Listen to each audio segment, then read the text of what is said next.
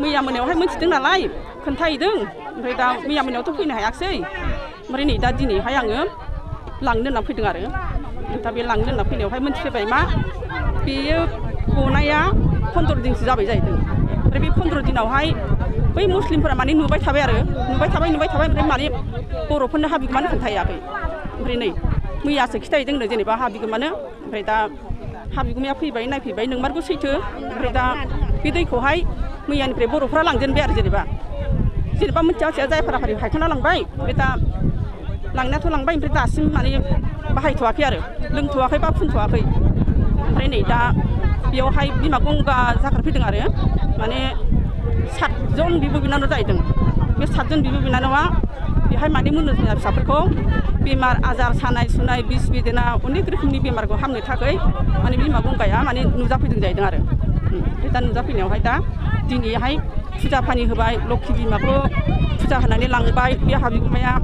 ओमफ्राय लांखांनाय लोगो लोगो दैया नै दा बे लक्षी बिमाया जुदि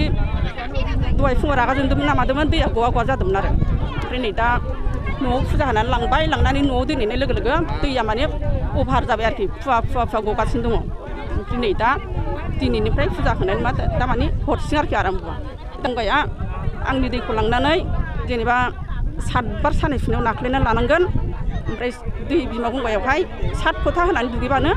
बेमार आजार गासिबो मोजां जागोन जाहैदों आरो दा बेनोसै आरोखि आं जेनेबा रायजो राजाफोरा दुनियानि जेनेबा आइ आफाफोरा सोरबाफोर फैनो गोसोबा फैथोंसै नायफैथों बा लांफैनो गोसोबा जेनेबा जों बेखौ बादा होआ लांफैथों जेनेबा बे सोरबा फैया गावसोरनि खोथाथै जेनेबा जों दा बुंना होनाय जाबाय आरोखि जेनेबा बे जोंनि तुलसिबिल गामि बुङो तुलसिबिल सौतारा स्टेसन नामा जाबाय मोन्ना ओरैनो बुङो मोन्ना होननानै नाम मोजाङा उत्पल नार्जारी दुब्लि बारियावनो बे जाथाया जादों बिदिनो रायजो राजाफ्रा बयबो मैयानिफ्राय फैदों नालाय बे बुस्थुखौ नुदों बे दैया आसरित जादों बे गनायखौ जों नुनाया ओमफ्राय बेखौ जोङो बयबो मानसिनाव जानायदों दिनैसिम बे जायगायाव बर बानायफेराखै ओमफ्राय बे जायगायाव बुस्थुखौ माबा मोनसे गोदो गोदायनि पाइपफोर थानाय बेबो गैया आसरित बुस्थु जादों दै गनाया ओमफ्राय बेखौनो दा जोङो बेयाव दङ बयबो रायजो राजाखौ एसे मोजाङै दा रायज्लायलायनोसै मोजाङै सावरायलायनोसै बे दै गनाया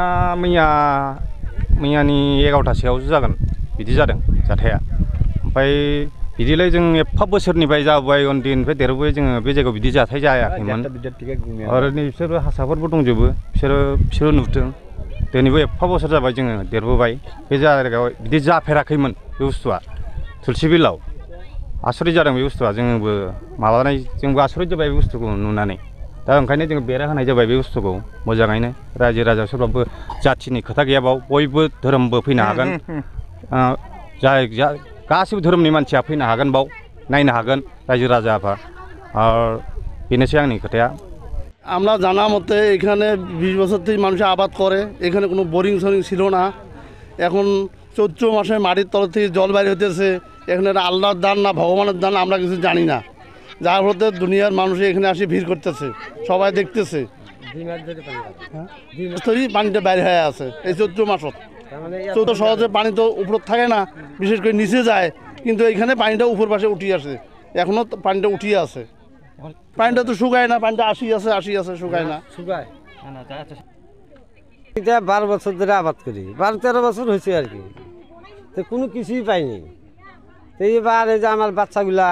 জল টল খিলায় হঠাৎ করে একটা মানে জলার মতো হয়েছে মানে ফুলে গেছে টিপে পাড়ায় মাটিতে টুপ করে মাটিটা ফাটাই দিল জল বাড়ানো আরম্ভ করলো ওখান থেকেই যে ছাওয়াগুলা গরু